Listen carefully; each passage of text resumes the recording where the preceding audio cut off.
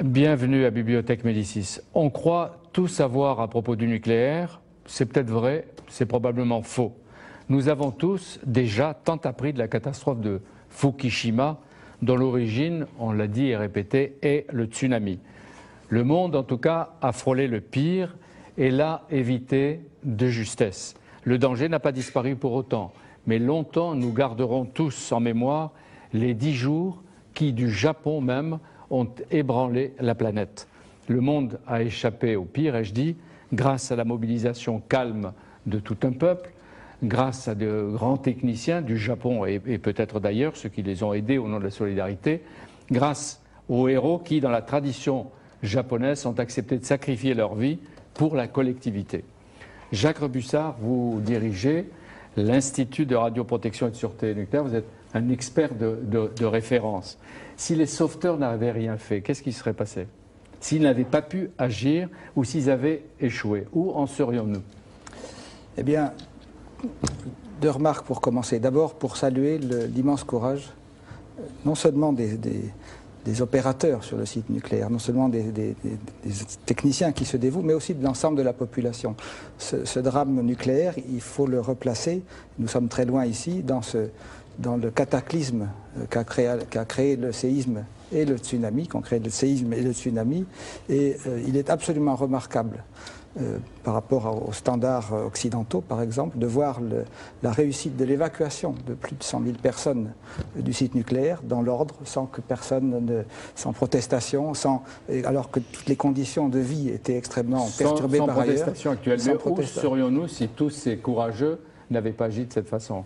Eh bien, la deuxième remarque que je voudrais faire, c'est que le temps dans la gestion d'un accident nucléaire est différent de ce que l'on a l'habitude de savoir ou de l'expérience que nous avons d'une digue qui saute, d'un accident comme à Toulouse. Qu'il y a plus d'urgence ou qu'il faut prendre plus de temps? Je dis que le temps peut être un allié dans une crise nucléaire.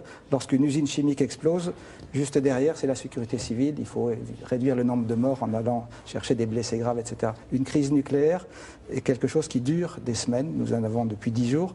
Et elle va durer encore plusieurs semaines pendant lesquelles les choses peuvent se dégrader ou les choses peuvent s'améliorer. Avec le même danger? Avec le même danger, qui est celui de la fusion et de la dispersion dans l'environnement. Mais jusqu'à présent, il n'y a pas eu de libre expression ou de libre explosion des réacteurs. Il y a eu des rejets radioactifs très importants, mais il n'y a pas eu de rejet ultime massif.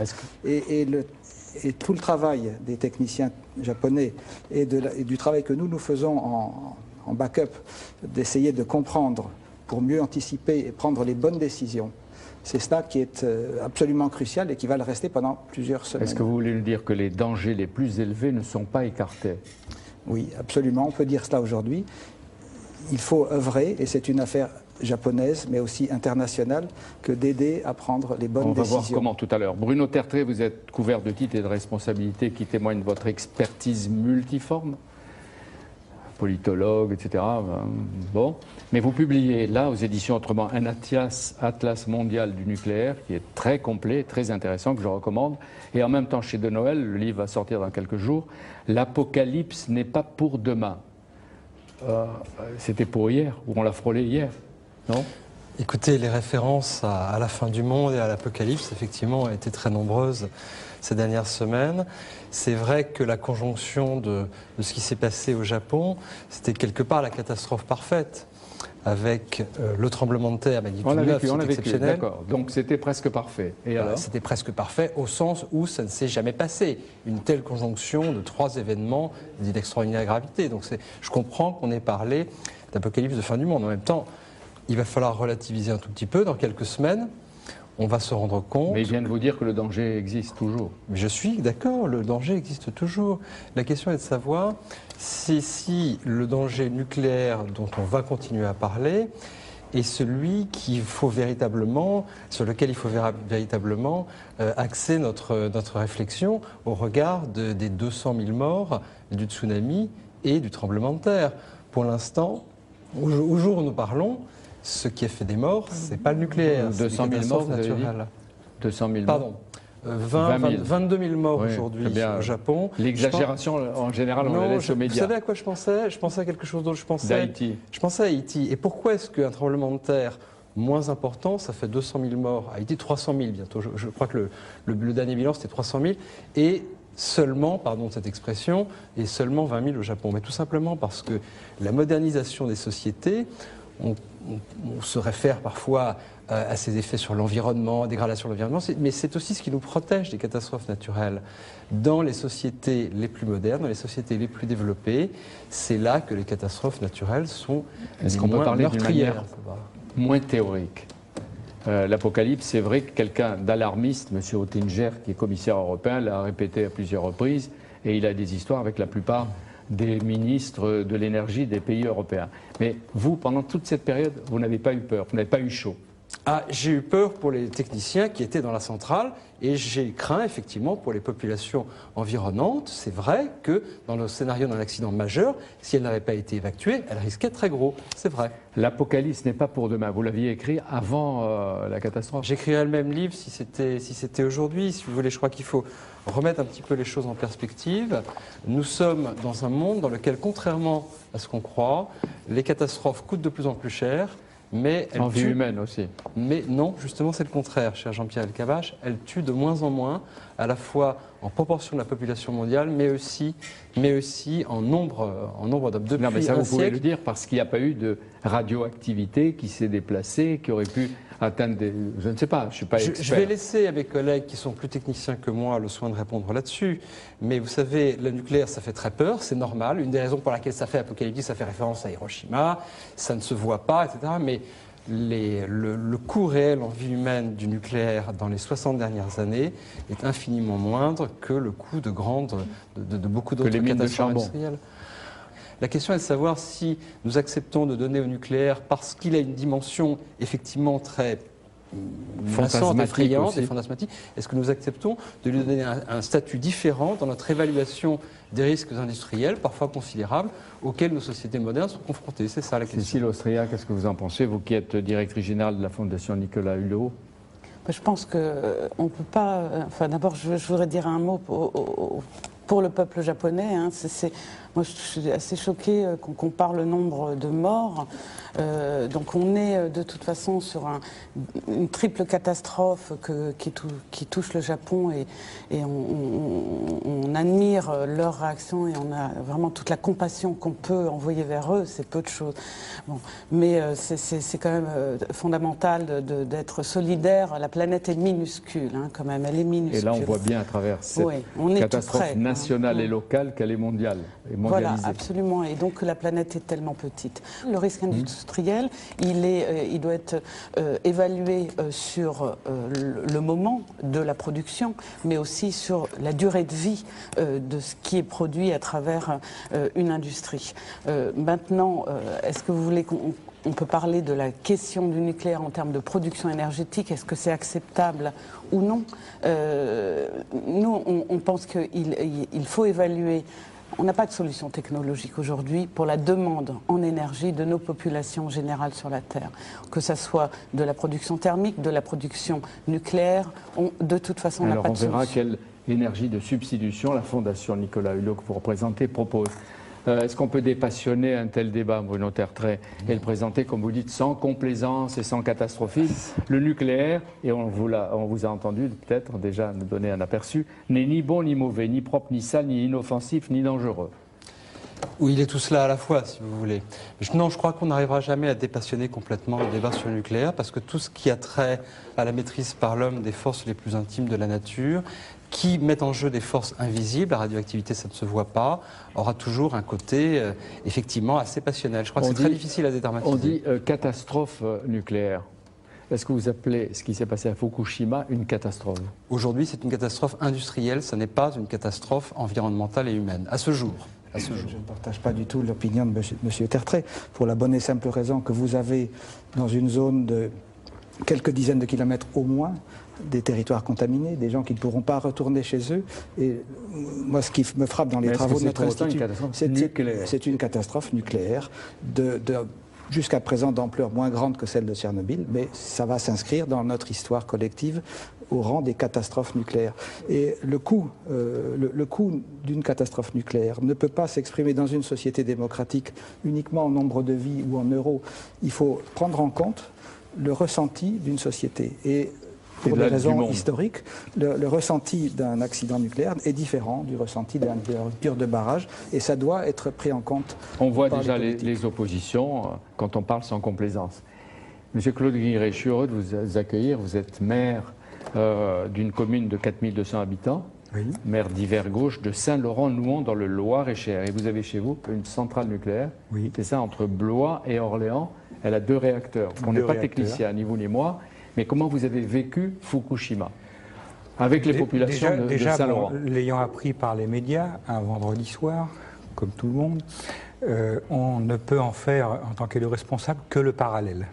Que le parallèle, c'est de se dire, ben mince, si ça arrive ici, on sent tout d'un coup une responsabilité plus importante, bien que n'étant pas technicien, bien que n'ayant pas le pouvoir sur la surveillance, puisque c'est dédié à d'autres strates. On ne peut qu'imaginer, mince, qu'est-ce qui se passerait si ça arrivait.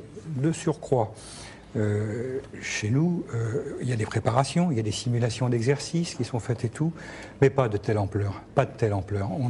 On n'a jamais fait d'exercice d'évacuation sur 20 km à la ronde, ce qui voudrait dire tout de suite 40 000 personnes. Mais la centrale de Saint-Laurent est connue parce qu'elle a subi plusieurs accidents depuis sa création.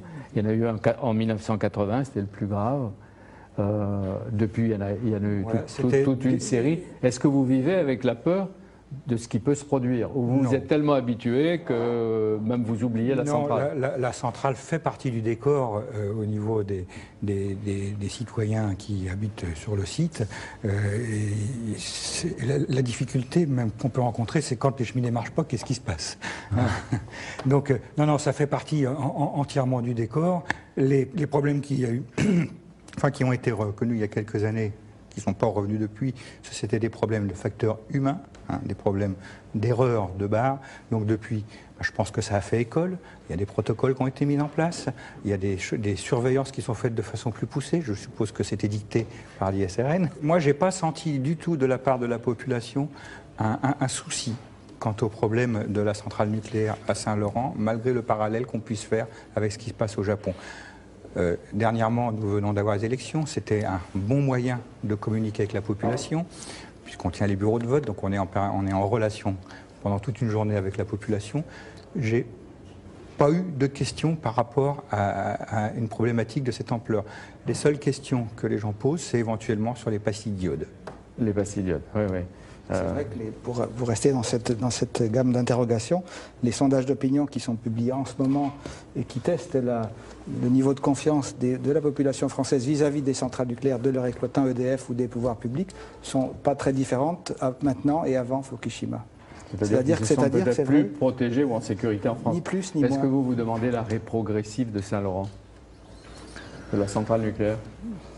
C'est pas de mon domaine à le demander, d'autant qu'il y a eu un avant central, il y a un pendant central, il y aura un après central. De toute façon, il arrivera quand il arrivera. Ça peut être décidé en fonction des événements, bien sûr. Ça peut être décidé en fonction de l'usure du matériel, puisqu'on est une centrale qui est vieillissante.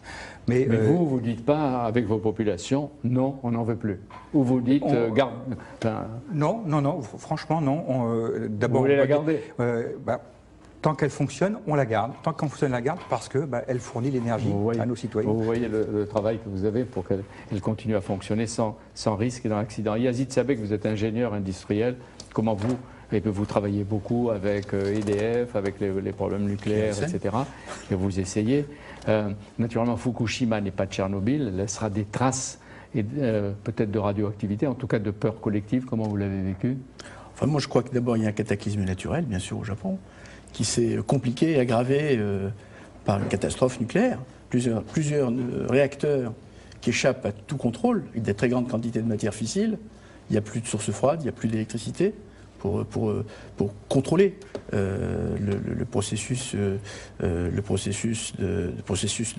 contrôler les processus de production de cette centrale. C'est comme un événement très grave. C'est pas anodin. C'est la première fois que ça se produit. Donc je pense que ça aura plusieurs catégories de victimes. D'abord, bien sûr, les personnes qui habitent autour, surtout s'il y a une pollution chimique, une pollution radiologique. Aujourd'hui, elle n'est pas encore très très grave, c'est pas encore Tchernobyl, il n'y a pas d'explosion nucléaire, mais ça peut se produire, c'est tout à fait plausible et tout à fait possible. Et il y aura donc des est-ce que ça va servir conséquences de leçon aux pays qui, comme la France, sont au premier rang mondial de la recherche et de l'industrie nucléaire? C'est une vraie question. La deuxième victime, c'est peut-être l'industrie elle-même, parce que c'est un événement qui va affecter le socle de confiance sur lequel une industrie qui comporte, comme toute activité industrielle, des risques majeurs, notamment pour la santé des populations. Il faut le reconnaître. C'est le socle de confiance qui s'est construit progressivement, qui a été ébranlé dans les années 70, qui a été ébranlé par Tchernobyl dans les années 80, sera certainement ébranlé à un moment où on s'interroge sur les questions de production énergétique, parce que bon, on cherche une énergie pas chère, qui donne de l'indépendance nationale, qui soit compétitive et qui n'affecte pas le climat.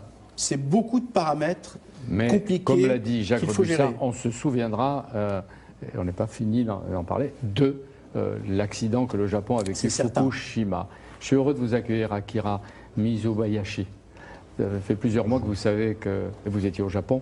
On voulait vous interroger dans Bibliothèque Médicis parce que vous publiez un livre magnifique, bouleversant, et peut-être un manifeste aussi pour la langue française, une langue venue d'ailleurs, chez Gallimard. Cette langue, c'est le japonais ou le français? C'est le français. Non. Et votre père était japonais et vous écrivez que le français est ma langue paternelle. Oui. C'est un jeu de mots, bien sûr, mais par rapport à la langue maternelle, qui est le japonais, mon père a joué un rôle déterminant et fondamental dans la décision que j'ai prise un jour, à l'âge de 18 ans, d'apprendre le français.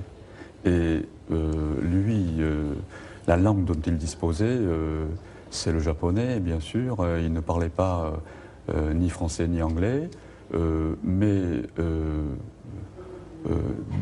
dans la décision que j'ai prise d'aborder cette langue étrangère, il a joué un rôle vraiment déterminant. Mais parce qu'il vous a dit apprends le français, mon fils? Non, c'est pas cela. C'est pas cela. C'est pas cela. Il vous a ouvert. C'était une espèce de génie pédagogique, mon père.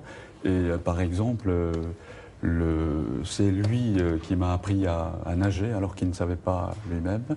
Et il était toujours là pour m'aider à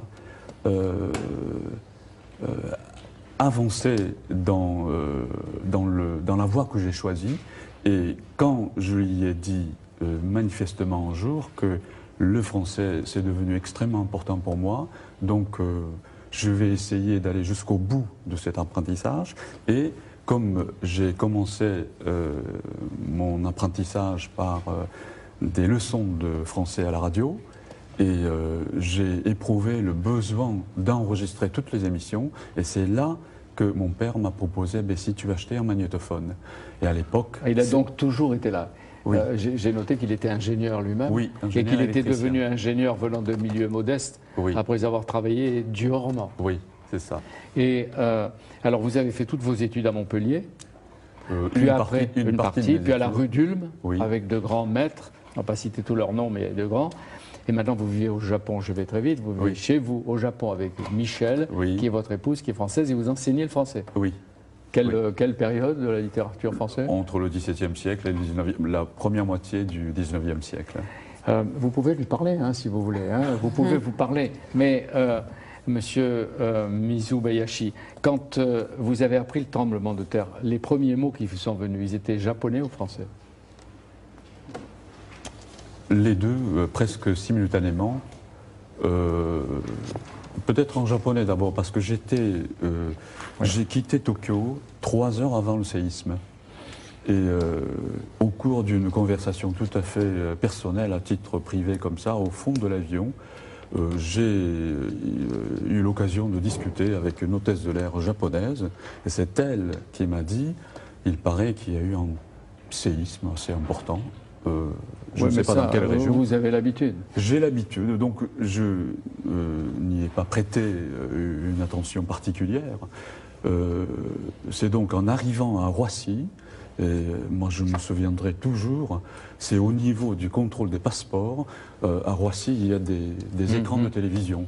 Et c'est là que j'ai vu toutes sortes d'images. Voilà, Et qu'est-ce que vous avez dit en japonais et en français? Je n'ai rien dit. J'ai été privé de mots.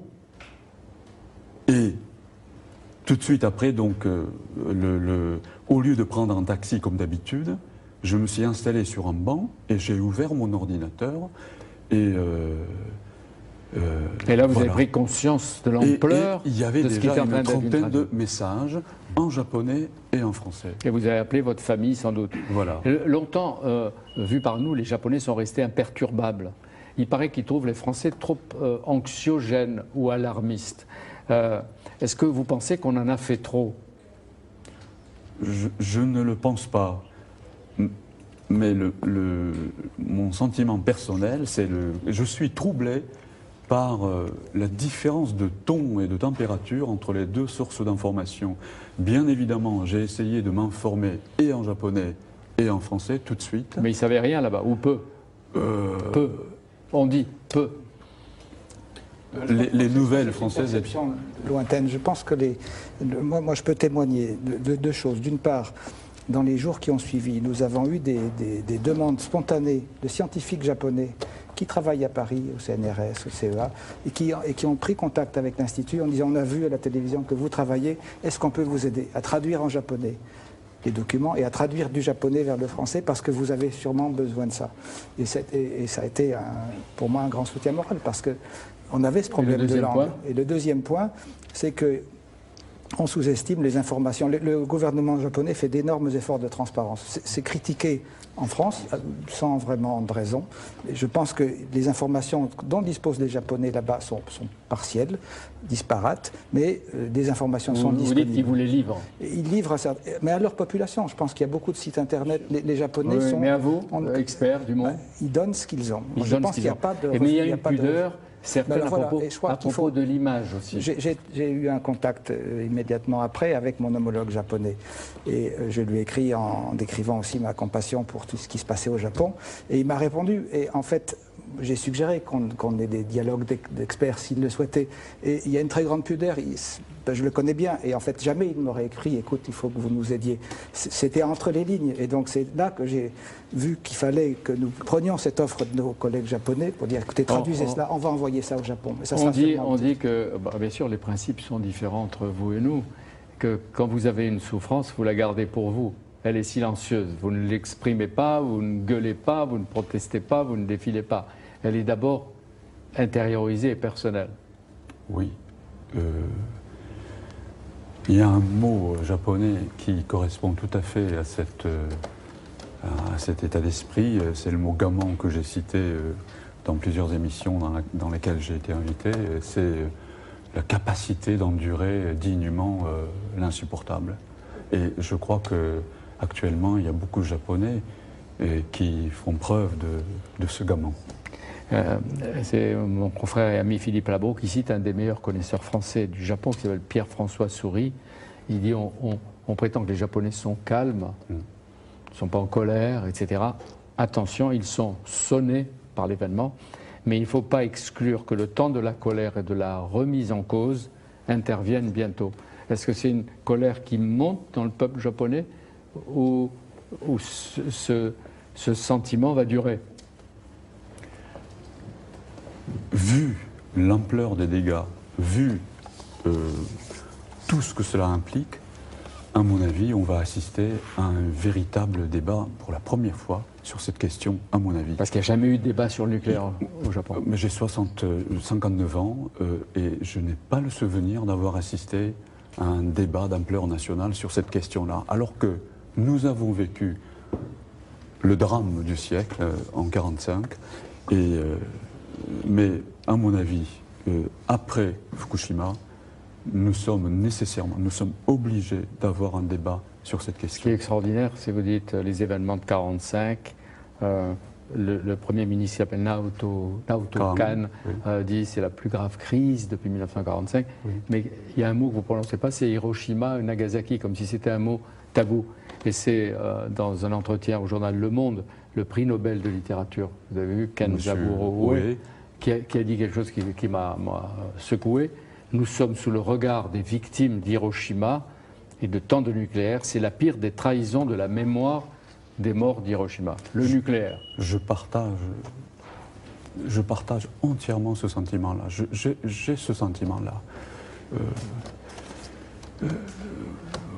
Le Japon, je ne sais pas pourquoi, s'est comporté comme un pays qui a une mémoire courte. Après ce drame de 1945, la politique s'est orientée très nettement vers le nucléaire. Et voilà ce qui nous arrive. Je crois que cette insouciance ou cette inconscience vis-à-vis de cette question, c'est, comme le dit M. Oé, une trahison, une insulte à la mémoire des victimes d'Hiroshima. L'ambassadeur du Japon en France, M. Saito, disait l'autre jour sur Europe 1 que c'est aussi votre manière d'assumer, de recevoir un tel événement, l'influence du Bushido, un livre qui a été publié à 100 ans, qui est diffusé en France chez l'éditeur Budo. L'esprit guerrier, l'esprit du samouraï. L'esprit du samouraï. Oui. Et écrit par Inazo Nitobe. Vous le connaissiez naturellement. L'esprit du Bushido. Oui. Et il y a quelque part, c'est en résonance avec le concept de Gamon que j'ai avancé tout à l'heure. Et vous écrivez que chez vous, on s'excuse en permanence. C'est ce qu'on constate. On s'excuse. Vous dites on remercie peu, mais on s'excuse souvent. Oui, c'est une culture. Yazid Sabek. Le Japon est une très grande civilisation. C'est un peuple qui a une très grande dignité, beaucoup de courage, beaucoup d'abnégation. Je crois que ce que vient de dire mon voisin de droite est très important. Le rapport au nucléaire au Japon, c'est quelque chose qui est, j'allais dire, qui affecte profondément les mémoires et les consciences, pour des raisons évidentes, pour des raisons historiques, à cause d'Hiroshima. Et nul doute que c'est un sujet qui a toujours une très grande acuité au Japon, ce rapport au nucléaire. Et nul doute que cette affaire va rebattre les cartes, cette catastrophe va rebattre les cartes sur la relation entre le Japon, les gouvernants, l'industrie électronucléaire. Et à l'intérieur de chaque pays qui possède des centrales. Mais le Japon va montrer le chemin et je crois que ça va se poser en termes graves le moment venu. Bruno Tertrais, Oui, vous trouvez légitime qu'il y ait un débat en France aussi? Parfaitement. Parfaitement. Un mot, si vous me permettez, sur le Japon. J'ai trouvé intéressant ce que disait notre ami japonais, parce que moi, de mon regard extérieur, je vois quelque chose d'assez différent. Je vois au contraire une mémoire très forte, c'est des questions que je connais bien, une mémoire très forte d'Hiroshima, avec tous les ans, le 6 août, une cérémonie télévisée dans le monde entier, que tous les experts connaissent. Pour moi, la mémoire d'Hiroshima en tant que tragédie, le bombardement d'Hiroshima et de Nagasaki, n'a pas du tout été oublié. Et je crois qu'on peut effectivement s'interroger pour savoir comment est-ce que, après la double tragédie d'Hiroshima et de Nagasaki, les Japonais ont fait ce choix massif du nucléaire civil, mais en même temps c'est aussi peut-être, mais c'est une hypothèse que j'émettrais, je ne suis pas spécialiste de la société politique japonaise, c'est aussi une manière de transformer une énergie qui est à double face, civile, militaire, destructrice mais aussi productrice. C'était aussi de faire le choix, renonciation totale à l'atome militaire, et puis avec cette tradition pacifiste qui perdure aujourd'hui, et en même temps acceptation de l'idée du nucléaire comme énergie productive. C'est pas forcément un oubli, c'est peut-être un choix délibéré. Fukushima, où on est-on, M. Repussard? Où on est-on? Et vous avez dit que tout n'est pas réglé. Est-ce qu'on peut penser que ça s'aggrave dans les jours qui viennent? On peut espérer que ça ne s'aggravera pas. C'est-à-dire que la question qui est posée aujourd'hui, et lorsque cette émission sera diffusée, peut-être qu'il en sera encore de même, je l'espère, il faut gagner du temps pour pouvoir remettre en service des systèmes de refroidissement qui puissent durer plusieurs semaines, plusieurs mois, jusqu'à ce que les cœurs nucléaires se refroidissent. Il faut donc avoir des pompes. Aujourd'hui, on arrose avec des lances d'incendie. C'est un système qui a beaucoup de mérite, qui fait prendre des risques radiologiques très importants aux personnes, aux techniciens qui font ce travail.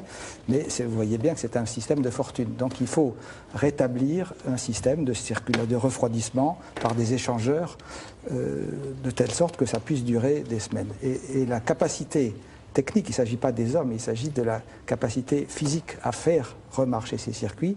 Aujourd'hui, nous n'avons pas la preuve que cela puisse être fait. Et donc, nous sommes toujours devant cette Mais alternative. vous êtes passé par différentes étapes, les pompes à eau, les hélicoptères qui mais jetaient ces de l'eau, étapes- la recréation des piscines, qui étaient des moments plutôt positifs. Oui, mais ces étapes ont été, je me souviens, dans notre centre de crise qui fonctionne 24 heures sur 24, des moments d'abattement. Quand on a vu les explosions d'hydrogène gigantesques, on s'est dit, oh là là, quels effets ça a eu sur la sûreté, sur l'étanchéité des enceintes, sur la tenue des piscines. Et à chaque fois, 24 heures après, nos amis japonais disent, bon, on pense que l'ancienne tient toujours. Donc l'espoir renaît. Et à ce moment-là, juste derrière ces catastrophes, on voit revenir les techniciens. À quel moment vous et vos amis de l'ASN, l'autorité de sûreté nucléaire, vous avez eu vraiment peur? Eh bien, après en dépit de votre sang-froid apparent, vous vous êtes dit, tout peut se passer. Eh bien, après, s'agissant du réacteur, je crois, numéro 3, lorsqu'il y a eu une explosion d'hydrogène gigantesque, et dont on a vu les photos satellites que nous avons des moyens d'observation externe également, quand on voit ces photographies, c'est absolument épouvantable. On a l'impression que tout est en ruine et que plus rien ne marchera. Et pourtant les techniciens japonais nous ont dit, eh bien, l'espoir n'est pas perdu, il y a encore des systèmes qui marchent, toutes les salles de contrôle sont dans le noir, on ne sait pas, mais on pense que l'étanchéité des enceintes n'est pas remise en cause, et donc tant que ça reste, il y a l'espoir de réparer et de refaire la fonctionner. centrale de Fukushima avait une bonne réputation technique. Oui, je dirais, elle n'était pas connue en tout cas pour ses défauts, et elle a été victime. On lit des inepties dans la presse française, par exemple, que le risque de tsunami n'était pas pris en compte. C'est une insulte aux Japonais d'écrire ça.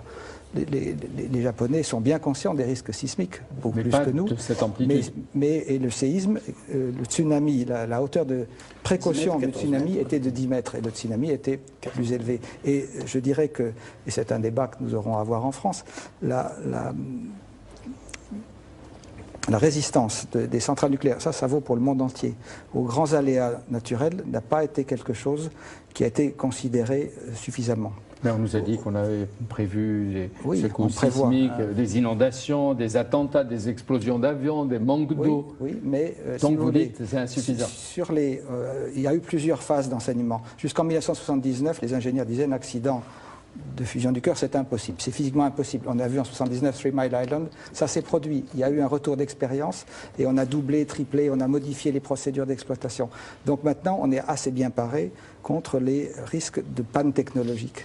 1986, Tchernobyl, deuxième catastrophe, ce n'était pas un problème technologique, le réacteur il marchait très bien, c'était un problème de gouvernance des risques. On a donné des instructions idiotes à des gens qui ont exécuté, alors qu'ils auraient dû refuser les ordres qu'ils avaient reçus, et c'était des ingénieurs compétents. Donc, 1986, de nouveaux programmes de recherche, comment améliorer la gouvernance des risques, comment avoir des autorités qui contrôlent comment faire en sorte qu'il y ait une plus grande transparence vis-à-vis de la société. Et donc on aura maintenant un troisième retour d'expérience qui est comment faire. Et on parle de normes, d'augmenter les normes. Mais le problème, il n'est pas vraiment là. Il faut ne pas dépendre seulement d'une norme qui peut toujours être dépassée par un événement exceptionnel. Et on est dans cette dépendance-là. Il faut certainement des normes nominales admises par tout le monde. Je crois que c'est une vraie nécessité. En Europe, par exemple, il en faudra parce que la question de la pollution nucléaire, c'est une question qui est à l'échelle d'un continent. Donc il faudra certainement en parler avec les autres Européens de ces normes nominales de sûreté logique et de sûreté physique. Effectivement, là, ce n'est pas la sécurité intrinsèque des centrales qui est en cause. C'est l'aménagement de la centrale lui-même confronté à un risque millénaire, un tsunami de 14 mètres, qui n'était pas dans les tableaux statistiques des gens qui ont conçu les digues. Donc peut-être revoir la manière dont sont organisées les installations nucléaires de façon générale, notamment les sources d'électricité. Si il est décidé que le nucléaire continue.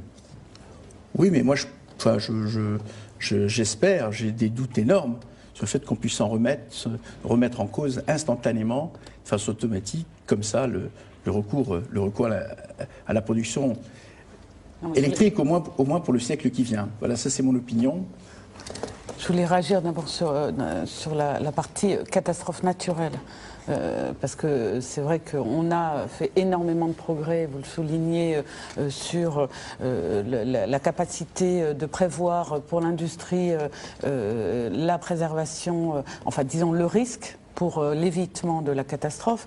On sait bien qu'on n'a pas la capacité d'éviter tous les risques. Hein. Donc on est déjà la prise en compte. Il n'y a jamais de risque zéro. Le risque zéro. L'activité industrielle sans une risque, ça banalité, n'existe pas. Voilà, le risque zéro n'existe pas, évidemment. Là, ce qu'on voit aussi, c'est qu'on a une convergence de catastrophes entre le tremblement de terre, le tsunami, et il faut prendre en compte ça. On doit aussi être humble face aux phénomènes naturels. Donc ça doit être pris en compte dans la réflexion. C'est déjà fait, mais ce n'est pas forcément poussé aussi loin. On l'a vu sur la tempête chez nous. Et puis, voilà. le deuxième point. Le deuxième point, donc, sur la question de l'avenir de la production nucléaire, il est évident aujourd'hui, alors il faut voir où on se place, si on est en France, si on est au niveau européen, au niveau mondial, Quelle est la mais disons position de la Fondation Hulot Qu'est-ce qu'il dit Nicolas Hulot sur le nucléaire? Est-ce qu'il faut y renoncer par étapes maintenant, prendre des décisions si jamais il est La pas première entendu étape pour nous, c'est le débat sur la production d'énergie. Bon. C'est pas que sur le nucléaire. Il est engagé. Deuxièmement. Dans ce débat, quand même, c'est ce qui est très important, c'est prendre en compte les modes de production, c'est prendre en compte Consommation aussi. J'allais y venir, c'est la consommation. On a en France une très grosse source d'économie d'énergie en optimisant les consommations. Donc c'est quand même important, on n'en parle pas assez, c'est 30% au minimum. Ensuite, donc, les différentes sources d'énergie en prenant en compte l'avenir, le jour, mais aussi l'avenir pour nos enfants, les questions de climat, parce que si on passe au charbon, par exemple, on sait parfaitement que ce n'est pas une solution. Donc la prise en compte dans ce débat de cette complexité, comment, sous quelle forme, ça reste encore à discuter. Et ensuite, le débat ne doit pas se limiter à la France. On n'a pas de frontières étanches. Évidemment. Évidemment. Par exemple, s'il se passe quelque chose dans une centrale nucléaire, mettons en Europe de l'Est, ou le jour où il y en aura au Proche-Orient ou au Maghreb, le contrôle, est-ce qu'il doit être national ou il doit être mondial? Il est de facto. En Europe, il y a une très bonne coordination. L'IRSN, nos amis allemands, sans frontières. nous avons des bureaux à Moscou et à Kiev, et nous avons, depuis la catastrophe de Tchernobyl, avec la Commission européenne, il y a eu des programmes de coopération. J'ai des représentants à Kiev en permanence, et nous aidons l'autorité de sûreté ukrainienne. Nous sommes présents à Moscou, nous travaillons actuellement avec les Bulgares. Donc il y a en Europe des réglementations différentes, mais les experts se parlent de très près. Monsieur Claude Guilleret, est-ce qu'aujourd'hui, votre centrale de Saint-Laurent-Nouan pourrait faire face à une crue majeure du fleuve? En théorie, oui. À cet effet, il a été construit l'année dernière un mur d'enceinte qui, normalement, devrait nous protéger, je ne connais pas techniquement, je ne sais pas, mais qui devrait nous protéger justement d'une crue importante, ou protéger justement tout le système de refroidissement. Vous ne pouvez pas construire avec EDF une digue comme à Blayais? Non, parce que là, ils sont vraiment tout au bord, nous, de l'avoir. Et le projet était en chercher vous. Quoi? Il a été construit avant, là, avant l'événement. Oui. Votre centrale de Saint-Laurent a connu beaucoup d'incidents, on le disait tout à l'heure. Les deux plus graves, c'était 1980. C'était sur l'échelle jusqu'à 7, c'était à quel niveau? 4. 4. Bon, c'était pas rien. Et il y a eu de l'inquiétude à ce moment-là? Non, parce que ça s'est bien passé malgré tout. Il n'y a pas eu, d'évacuation, il n'y a pas eu d'avertissement sur un danger majeur auprès de la population. On n'était pas dans cette dynamique-là. Ça s'est moins bien passé pour en faire référence à ceux qui étaient sur place, les agents. Donc, parce que pour eux, ils avaient cassé leur outil de travail. Mais dans leur esprit, ils ne se rendaient pas compte en même temps de l'impact que ça peut avoir sur la population. Mais ils le voyaient plus en termes de mince, qu'est-ce qu'on a fait? On a fait une bêtise, notre outil de travail, comment on va faire? Comment on va réparer ça? Votre témoignage est intéressant parce que vous vivez près de cette centrale. Et il y a eu un autre incident en janvier 87, j'ai lu tous les dossiers avec Anne-Marie Moreau. À ce moment-là, il était impossible de refroidir un des deux réacteurs. Pourquoi? Est-ce que c'est l'effet Sorbet, là? C'est l'effet Sorbet, parce que justement... Sorbet, c'est bon, les Sorbet, mais là, en l'occurrence, c'est plus dangereux. C'était quoi, en alors? l'occurrence, il est dangereux, puisque le passage de l'eau ne se faisait plus, puisqu'elle gelait. Hein. Donc, on ne pouvait plus refroidir. Donc, il a fallu réchauffer de l'eau pour la réinjecter en la remettant dans les refroidisseurs, puisqu'on a des aéro-réfrigérants quand même sur la centrale. Donc, ça a réussi à se passer grâce au dégel. Atteignent un niveau élevé chez vous, comme dans la plupart des centrales, je suppose. Il y a des dispositifs de sécurité qui sont prévus pour répondre à des incidents soit génériques, soit spécifiques, qui sont liés à la localisation de la centrale, dans toutes les centrales nucléaires françaises. Ceci dit, depuis 25 ans, on exploite des dizaines de réacteurs en France. On a un seul exploitant. À ma connaissance, il n'y a jamais eu d'incident qui a mis... M. Robusart dit qu'il faut multiplier, renforcer bien les sûr, contrôles. On va voir comment. l'ISN Pourquoi c'est son rôle et elle le fait. Pourquoi la mode est aujourd'hui de parler sans élégance des vieilles centrales? Parce qu'on dit, elle a 30 ans, c'est une vieille centrale, où il faut l'arrêter ou pas l'arrêter, Fessenheim, Le l'autre. programme de construction, c'était 30-40 ans. Oui, mais donc c'est pour ça qu'on peut se poser la question. Aux États-Unis, en Allemagne, on va les prolonger de 20 ans, la question de 15 la ans, prolongation. etc., De jusqu'à 60 à 80 années, Oui. sur certaines. Je pense que le vieillissement en soi n'est pas un problème insurmontable. La question, c'est d'anticiper les risques. Je crois que les accidents n'arrivent pas si on anticipe toutes les circonstances qui peuvent les provoquer. On a appris à mieux anticiper les pannes technologiques, les comportements des hommes. On ne sait pas encore très bien anticiper correctement les risques, les aléas naturels et les aléas liés au vieillissement. Ça suppose que l'on maîtrise complètement les paramètres qui gouvernent la vie de tous les composants. Et il y a encore des zones d'ombre.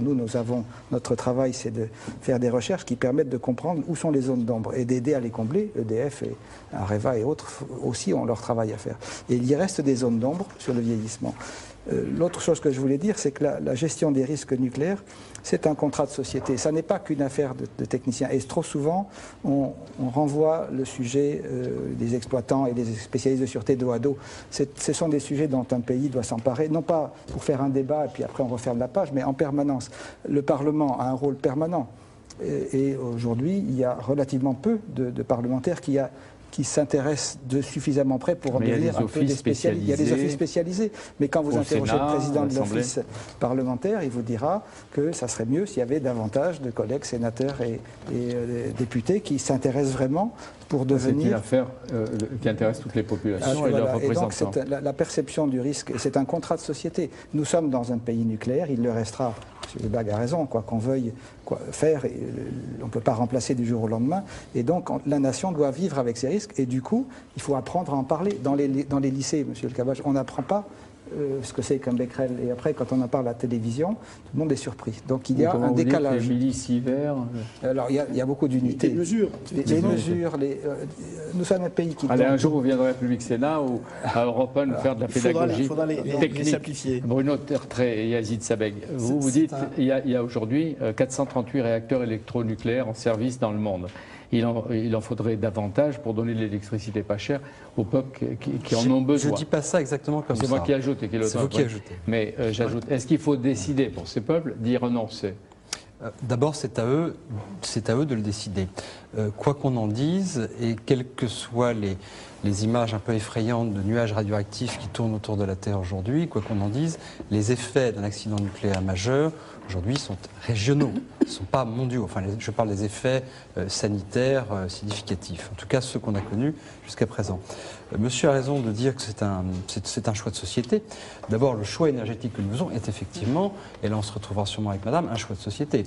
Ensuite, le niveau de risque, et c'est peut-être le plus important pour ce dont on parle ici, quel est le degré de risque, le niveau de risque que nous acceptons collectivement pour nous et pour nos voisins, sommes-nous prêts à accepter des risques? Si l'on part du principe que la catastrophe japonaise, la triple catastrophe, est un événement d'ordre millénaire, comme je l'ai entendu, est-ce que nous acceptons de vivre avec ce risque, sachant que ce n'est pas parce que c'est statistiquement millénaire que ça ne peut pas arriver du jour au lendemain?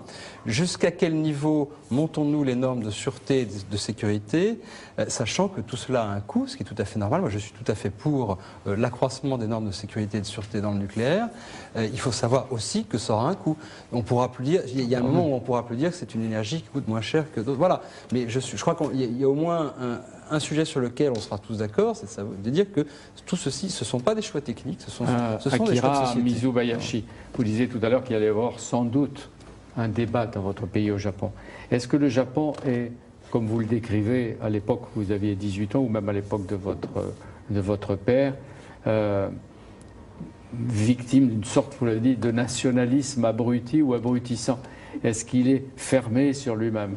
Est-ce que, en dépit de ce qu'on dit, naturellement, de la présence dans le monde, des exportations, de la puissance économique, est-ce que les jeunes se sentent chez vous, comme vous à l'époque, à Tokyo, Kyoto, Osaka, presque emmurés, vous avez dit le mot, emmurés, asphyxiés? Oui, mais dans mon cas, c'était lié au contexte des événements de 68. Pour moi, la langue qui m'entourait à cette époque-là, comme c'était les mêmes mots, les mêmes phrases creuses qui me traversaient l'esprit, donc je percevais cette langue japonaise comme une langue extrêmement appauvrie. Donc c'est en ce sens-là que je me sentais prisonnier de ma langue, de ma propre langue. Cela dit, le Japon, c'est un pays fortement communautaire. Schématiquement parlant, la communauté précède l'individu, en quelque sorte. Dans le cas de la société occidentale ou française, métaphysiquement, c'est l'individu qui précède la communauté. Et nous vivons tout le temps cette différence. Donc, engager un débat, se lancer dans un débat national sur cette question, ce sera nécessairement difficile, parce que nous sommes dans une culture du consensus et non pas dans une culture du débat. Et même s'il y a débat, il y aura la recherche d'un consensus dans votre pays. Voilà. Quand vous nous parlez, quelquefois, il y a un léger silence avant la réponse. Est-ce que vous pensez en japonais, vous traduisez? Comment les mots viennent-ils, hein? Non, je crois que je réfléchis en français, mais c'est ma nature de prendre la distance.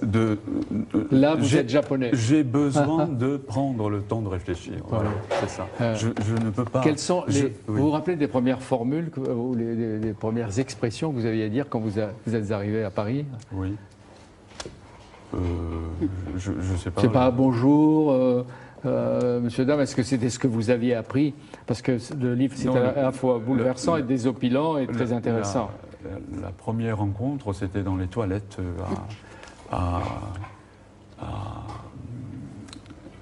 au centre, au Crous de la place Jean-Calvin. Et je devais aller au restaurant universitaire. Je suis allé d'abord dans les toilettes et puis j'ai rencontré un jeune étudiant français et vraiment complètement, de façon extrêmement décontractée, me prenant peut-être un étudiant parisien, il me dit « mais tu as l'heure ?» Et j'ai pas su répondre tout de suite. J'étais tellement déconcerté par cette familiarité d'abord et puis par cette formule, parce que j'avais appris dans mes leçons de français « quelle heure est-il ?» Voilà. Ah, oui. Et puis, vous étiez surpris de voir que les jeunes se promenaient aussi librement avec les filles. Oui, tout ça, c'était... les 2 ans que j'ai passés, c'était une succession de découvertes et d'étonnements. Oui, au début, on racontait que vous parliez couramment le Jean-Jacques Rousseau. Finalement, vous étiez expert dans la langue du XVIIIe et des confessions de Jean-Jacques Rousseau. Et que Mozart aussi a eu un rôle. Alors, je n'ai pas compris pourquoi Mozart a eu un rôle dans votre découverte de la langue française. Parce que j'ai parlé tout à l'heure de cette espèce de malaise dans lequel je me trouvais vis-à-vis de ma langue d'origine, parce que c'était une langue extrêmement stéréotypée, c'était une langue usée, étiolée, malmenée, fatiguée. Voilà, ce sont des mots que j'emploie dans mon livre.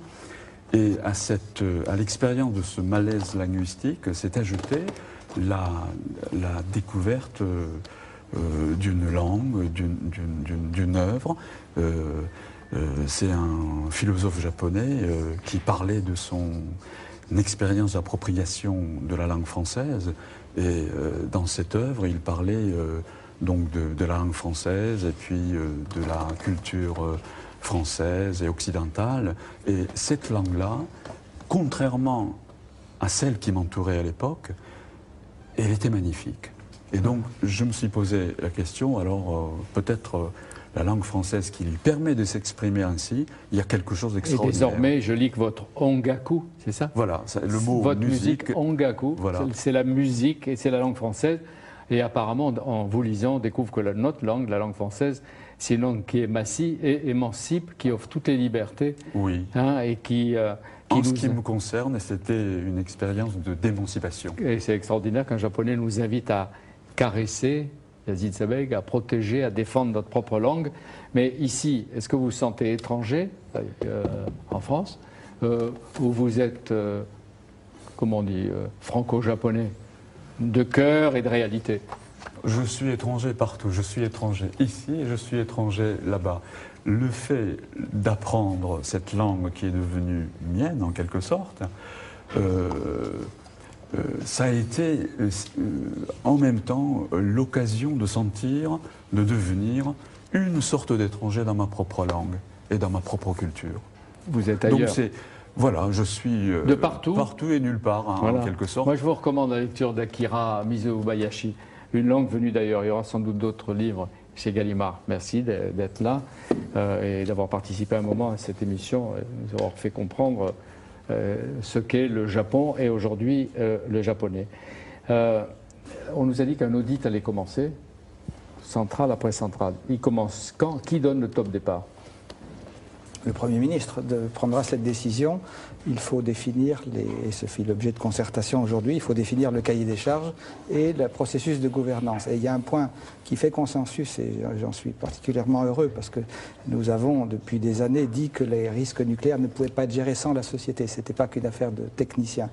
Et je suis heureux de voir que les ministres considèrent tous qu'il faut effectivement trouver le moyen d'associer les représentants de la société à cet audit. Sinon, il n'aura pas de valeur. Vous avez tous profondément changé, les spécialistes de la sûreté. Non, je pense vous acceptez maintenant que la société civile, comme on dit, les non-experts soient avec vous parce que vous êtes en mesure de donner plus de transparence. L'IRSN a été pionnier, et moi-même j'ai contribué dès que j'ai été nommé, parce que j'ai constaté qu'un certain nombre de dossiers extrêmement compliqués se réglaient mieux quand on parlait aux représentants de la société. En particulier, il y avait des problèmes, par exemple, de peur de cancer qui n'existaient pas vraiment à La Hague, mais le seul moyen de résoudre le problème a été de faire ce travail avec les associations locales, de leur demander comment ils voyaient, de les associer, non seulement pour qu'ils voient, mais pour qu'ils participent. Le maire Claude Guilleret de Saint-Laurent est ici avec nous. Je vais très vite parce que le temps passe avec vous. Bruno Tertrais, vous notez dans le livre que l'expression « le nucléaire » n'a aucun équivalent en anglais. Oui, c'est vrai. Comment ils disent ça alors? Ils ne disent pas le nucléaire, ils disent l'énergie nucléaire ou les armes nucléaires, ou la science nucléaire, la sécurité nucléaire, mais mettre dans... Prudence sémantique. Je ne sais pas si c'est une prudence sémantique, peut-être que ça reflète quelque chose qui est le fait que notre pays a fait, contrairement à beaucoup d'autres, le choix à la fois du nucléaire civil et du nucléaire militaire. Vous avez écrit que le 21e siècle sera nucléaire. Est-ce que vous ne maniez pas les dangers avec un optimisme qui me déconcerte? Attendez, le fait de dire sera nucléaire, ça ne veut pas dire, ça ne porte pas jugement de valeur sur les risques ou les avantages nucléaires. Simplement, c'est une technologie que nous maîtrisons, qui a des avantages, des inconvénients, qui a des applications qui vont bien au-delà de la seule industrie nucléaire, des seuls réacteurs nucléaires. On ne se débarrassera pas du nucléaire. Voilà, c'est juste un fait. Donc maintenant, à nous de faire les choix qui s'imposent, les choix politiques, les choix de société que l'on souhaite faire de la manière la plus démocratique possible, même si je ne crois pas qu'il faille faire un référendum sur le nucléaire, sinon on ferait des référendums sur tout, et que ce n'est pas forcément ça la démocratie. Mais de toute façon, nous vivons avec les avantages et les inconvénients du nucléaire, et ça sera le cas pour plusieurs décennies, quels que soient les choix qu'on fasse. La première étape, c'est vraiment ce débat. Donc, sous quelle forme pour qu'il soit constructif? Parce qu'effectivement, il faut que les participants au débat et la population en général comprennent de quoi on parle, de quoi on parle. On ne peut pas sortir du nucléaire du jour au lendemain. Bien sûr. Vous proposez pas. Vous proposez des énergies renouvelables, vous ne proposez pas que des éoliennes. Elles ne suffiraient pas. J'ai vu qu'il faudra en installer 87 ou 90 000 dans le pays. Et quand on en installe une, les populations se Voilà, mais plaignent. c'est pour ça que le débat sur l'énergie et la production énergétique, elle est importante, parce qu'on a des problématiques, des questionnements sur le nucléaire qui sont majeurs, mais on a des questionnements sur la possibilité ou non d'avoir une éolienne, d'avoir un champ d'éoliennes, etc. Et la population, les élus, disons, doivent être impliqués dans ce choix, dans la C'est compréhension. ce que disait M. Rapussard. Absolument. Et Claude Guéret est aussi d'accord. Voilà, et je voulais juste rajouter, il faut vraiment que ce débat il soit placé sur l'actuel, sur notre population actuelle, mais en parlant du futur aussi. Oui, oui, bien sûr. Parce qu'on a une conséquence sur le un jour ou futur, l'autre, sur les en parlera. générations futures. Et en même temps de la solidarité internationale, mondiale. Absolument, mais il n'y a pas phénomène mondial. on n'est pas de frontière. Et puis, On l'a dit au début, c'est Bernard Kouchner qui l'a dit, d'autres l'ont répété, nous avons tous été des Japonais. Nous allons le rester un bout de temps parce qu'il y a la leçon à tirer. Quelle première leçon vous tirez sans entrer trop dans les détails et très vite? Et je la poserai la même question pour finir à Yazid Sabeg. La première leçon, c'est deux leçons, et encore une fois, sans qu'on sache tout. Un, il faut... Pour vous, les choses avancent toujours par deux, hein, j'ai Ouais, remarqué. Chaque fois, vous nous dites peut-être. deux. Alors c'est binaire, Deux. c'est un esprit binaire, peut-être. Voilà. Mais Faites premièrement, fonctionner votre ordinateur. 2, 1, 2. C'est comme ça, je sais pas. premièrement Messieurs les consolider, mathématiciens. Et un 0. consolider les rouages du dialogue international. On voit bien je vais fréquemment au Japon, mais le dialogue aurait pu être encore plus construit, et parce qu'on n'a pas établi des routines de gestion de situations d'urgence ensemble. Donc ça, c'est quelque chose, c'est pour moi, un enseignement. Deuxième enseignement, on a sous-estimé la manière de prendre en compte les aléas naturels, et je ne suis pas sûr que l'idée de dire il faut fixer d'autres normes soit la réponse. Alors, monsieur Mizubayashi, votre pays a connu des tas de crises, d'incidents, de catastrophes. L'histoire l'a blessé, marqué. Est-ce qu'elle a aujourd'hui la force, l'énergie, la volonté de la reconstruction et du relèvement du pays? C'est important pour nous aussi. Oui, je crois, oui. C'est si je peux parler d'esprit japonais ou de mentalité japonaise, c'est pas. C'est une sorte de. Il y a la force d'une détermination quand elle est prise ensemble. C'est quelque chose de phénoménal. Est-ce que ce sera le cas? Oui, je crois, Ouais. oui. L'esprit Bushido peut jouer un rôle. Peut jouer. Oui, Mais sans en être conscient. Un certain nombre sans en d'esprits, être conscient. un certain nombre de livres d'experts pour nous servir de livres de chevet pour mieux comprendre à la fois votre pays et puis peut-être y réagir. En une ou deux phrases, Yazid Sabeg, qu'est-ce qu'on retient de Fukushima pour nos comportements?